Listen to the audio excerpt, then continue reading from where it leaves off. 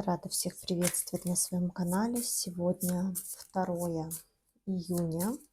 Всех с началом лета. Желаю всем прекрасно провести летний сезон. Ну и давайте посмотрим послание на сегодня.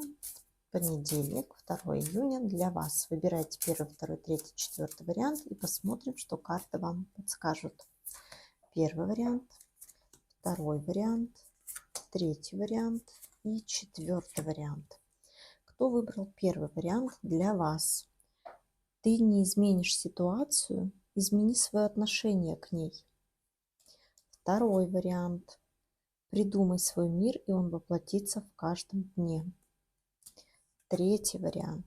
Держи фокус на себе, всегда выбирай себя.